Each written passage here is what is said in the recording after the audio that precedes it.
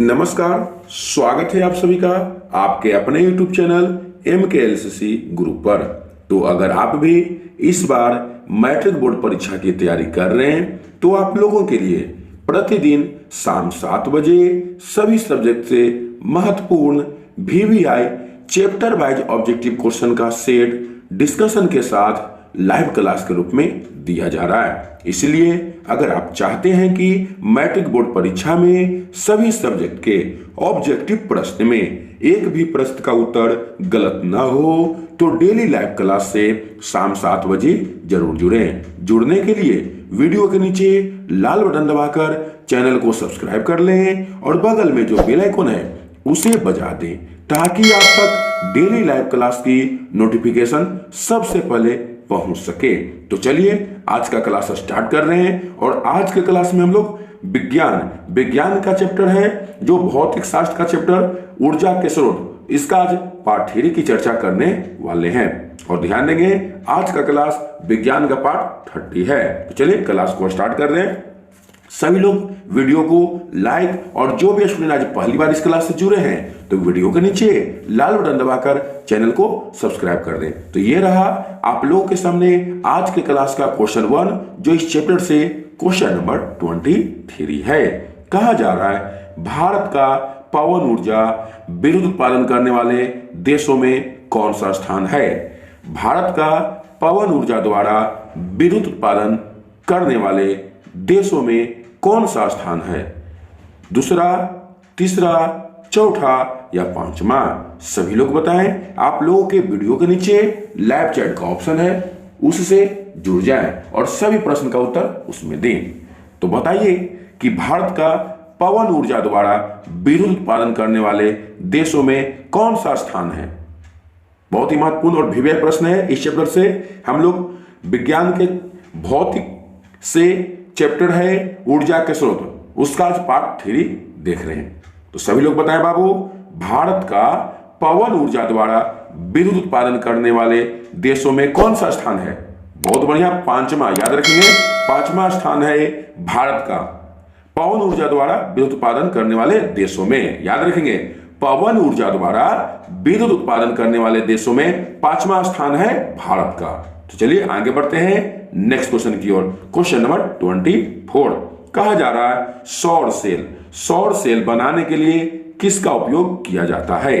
सौर सेल बनाने के लिए किसका उपयोग किया जाता है। लोहा का, चांदी का, तांबा का या सिलिकॉन का। बहुत ही महत्वपूर्ण प्रश्न है। सभी लोग बताएं बाबू कि सौर सेल बनाने के लिए किसका उपयोग किया जाता है। सभी लोग प्रयास करें, इस बात से मत डरें कि उत्तर गलती हो जाएगा। कोई बात नहीं बाबू, अगली बार सही होगा। प्रयास जरूर करें। आप लोग सभी प्रश्न का उत्तर देने का प्रयास करते हैं तो इस तरह से आपका क्लास या ऑनलाइन टेस्ट सीरीज की तरह हो जाता है। इसलिए आप लोग जरूर प्रयास करें उत्तर देने का। और जो भी विद्यार्थी इस क्लास को बाद में देख रहे हैं, लाइव क्लास से नहीं जुड़े हैं, तो आप अपना उत्तर कमेंट बॉक्स में लिखें, मगर उत्तर जरूर दें। चलिए बहुत बढ़िया, कुछ लोग का उत्तर सही है। याद रखेंगे सौर सेल बनाने के लिए किसका उपयोग किया जाता है। तो सौर सेल बनाने के लिए सिलिकॉन का उपयोग किया जाता है। किसका बाबू, सिलिकॉन का, जिसका सिंबल है SI। याद रखेंगे सिलिकॉन का उपयोग किया जाता है सौर सेल बनाने के लिए। चलिए आगे बढ़ते हैं नेक्स्ट क्वेश्चन की ओर। अगर यह क्लास आप लोगों को अच्छा लग रहा है तो वीडियो को जरूर लाइक करें और दोस्तों में ज्यादा से ज्यादा शेयर करें। और अभी तक आप लोगों ने चैनल को सब्सक्राइब नहीं किया है तो वीडियो के नीचे लाल बटन दबाकर चैनल को जरूर सब्सक्राइब कर दें। तो नेक्स्ट क्वेश्चन ये रहा आप लोगों के सामने। कहा जा रहा है बाबू बांध के द्वारा स्थापित टरबाइन ज्वारीय ऊर्जा को किस में रूपांतरित करती है। बांध के द्वारा स्थापित टरबाइन ज्वारीय ऊर्जा को किस में रूपांतरित करती है।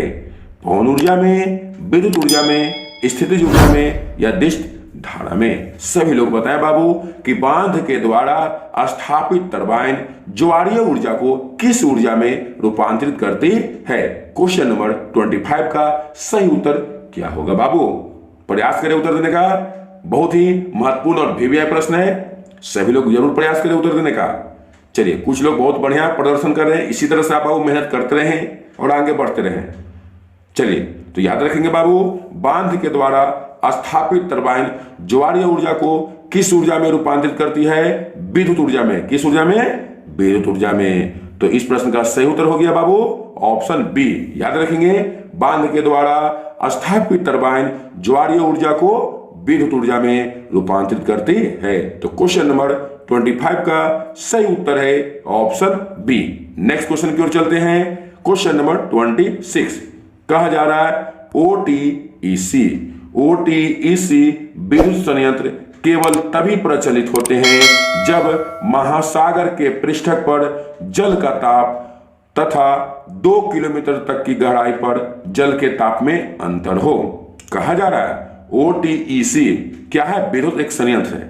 कहा जा रहा है ओटीईसी विद्युत संयंत्र केवल तभी प्रचलित होते हैं जब महासागर के पृष्ठक पर का जल का ताप तथा 2 किलोमीटर तक की गहराई पर जल के ताप में अंतर हो। 10 डिग्री सेल्सियस का, 15 डिग्री सेल्सियस का, 20 डिग्री सेल्सियस का या 25 डिग्री सेल्सियस का। सभी लोग बताएं और बढ़िया से क्वेश्चन को समझे। कह रहा है कि ओटीईसी विद्युत संयंत्र केवल तभी प्रचलित होते हैं जब महासागर के पृष्ठ पर के जल का जो ताप है बाबू और जल के जो पृष्ठ है उसके 2 किलोमीटर गहराई पर के ताप, ठीक है, 2 किलोमीटर गहराई पर के जल के ताप में कितना डिग्री का अंतर हो तब ओटीईसी विद्युत संयंत्र काम करती है।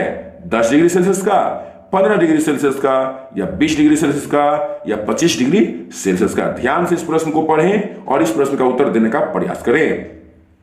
तो याद रखेंगे, बहुत बढ़िया, 20 डिग्री सेल्सियस का याद रखेंगे, महासागर के पृष्ठक पर जल का ताप और 2 किलोमीटर तक की गहराई पर के जल के ताप में अंतर कितना डिग्री का होना चाहिए? 20 डिग्री सेल्सियस का।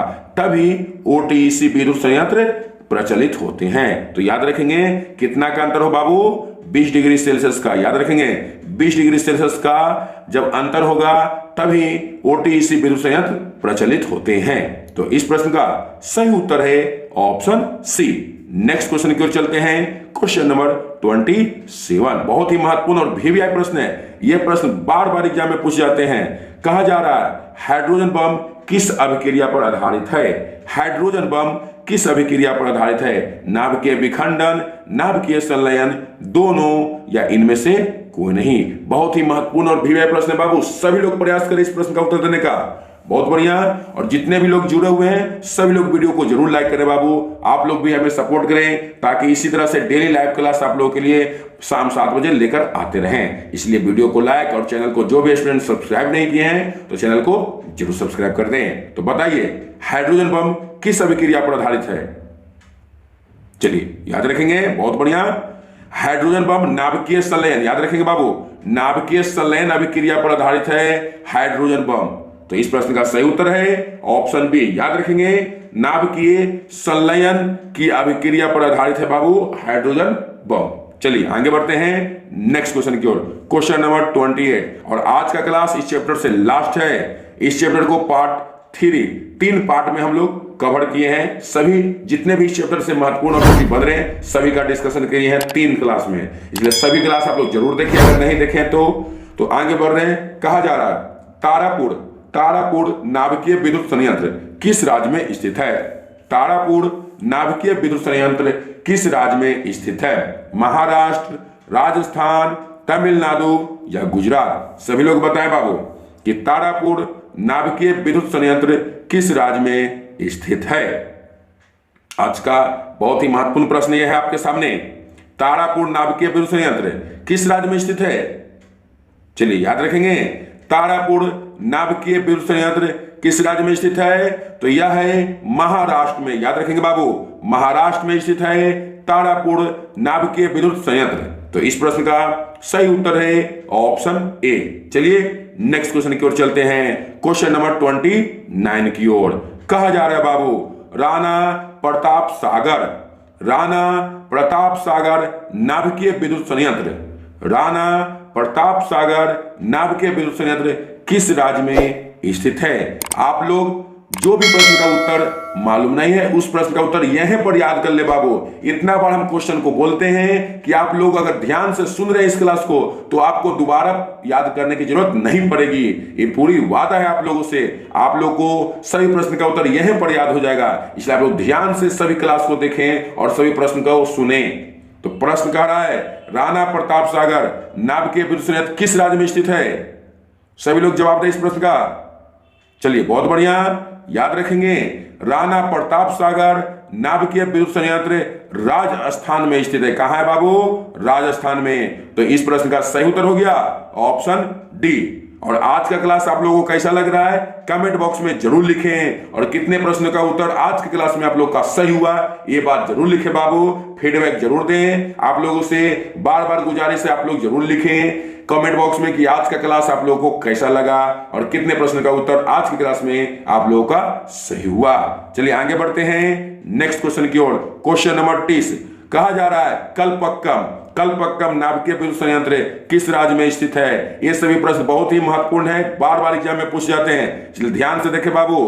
कहा जा रहा है कल्पक्कम नाभिकीय विद्युत संयंत्र किस राज्य में स्थित है? उत्तर प्रदेश, तमिलनाडु, कर्नाटक या गुजरात? बताइए बाबू, कल्पक्कम नाभिकीय विद्युत संयंत्र किस राज्य में स्थित है? बहुत ही महत्वपूर्ण प्रश्न और भिविया प्रश्न है। कल्पक्कम नाभिकीय विद्युत संयंत्र तो याद रखेंगे, बहुत बढ़िया याद रखेंगे। कुछ लोग का सही आ रहा है, प्रयास जरूर करें देने का उत्तर, बहुत बढ़िया याद रखेंगे। कल्पक्कम नाभिकीय विद्युत संयंत्र कहां स्थित है? तमिलनाडु में। याद रखेंगे तमिलनाडु राज्य में कल्पक्कम नाभिकीय विद्युत संयंत्र स्थित है। तो इस प्रश्न का सही उत्तर है ऑप्शन बी। चलिए आगे बढ़ते हैं नेक्स्ट क्वेश्चन की ओर।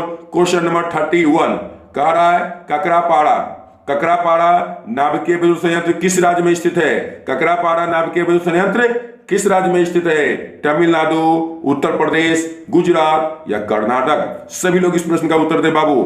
31 का सही उत्तर क्या होगा?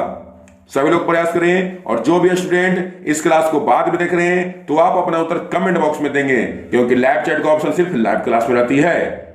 चलिए प्रयास जरूर करें उत्तर देने का, और जितने भी स्टूडेंट देख रहे हैं इस वीडियो को सभी लोग लाइक जरूर कर दें। चलिए बहुत बढ़िया याद रखेंगे ककरापाड़ा नाभिकीय विद्युत संयंत्र किस राज्य में स्थित है? तो यह है बाबू गुजरात में स्थित है। तो इस प्रश्न का सही उत्तर है ऑप्शन सी। चलिए आज की क्लास का लास्ट क्वेश्चन की ओर बढ़ते हैं। आज की क्लास का लास्ट क्वेश्चन है बाबू, सभी लोग ध्यान से देखें और उत्तर जरूर दें। लास्ट क्वेश्चन आप लोग के सामने ये रहा, कैगा नाभिकीय विद्युत संयंत्र किस राज्य में स्थित है? कैगा नाभिकीय विद्युत संयंत्र किस राज्य में स्थित है? गुजरात, कर्नाटक, राजस्थान या महाराष्ट्र? बताइए बाबू, कैगा नाभिकीय विद्युत संयंत्र किस राज्य में स्थित है? बहुत ही महत्वपूर्ण प्रश्न है और आज का लास्ट क्वेश्चन है। सभी लोग जरूर दें, प्रयास करें इस प्रश्न का उत्तर देने का। बहुत बढ़िया। चलिए कुछ लोग का उत्तर सही है।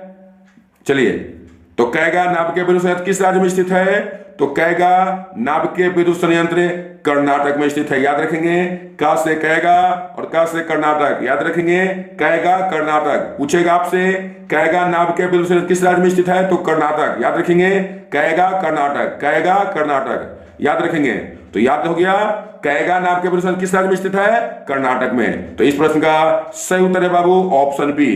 तो आज का क्लास आप लोगों को कैसा लगा कमेंट बॉक्स में जरूर लिखें, और आज के क्लास में कितने प्रश्न का उत्तर सही हुआ। तो चलिए आज के लिए इतना ही, फिर मिलेंगे next day next live class में। तब तक के लिए धन्यवाद। सभी लोग वीडियो को लाइक, और जो भी स्टूडेंट आज पहली बार इस क्लास से जुड़े हैं तो वीडियो के नीचे लाल बटन दबाकर चैनल को जरूर सब्सक्राइब कर दें। गुड नाइट, शुभ रात्रि, धन्यवाद।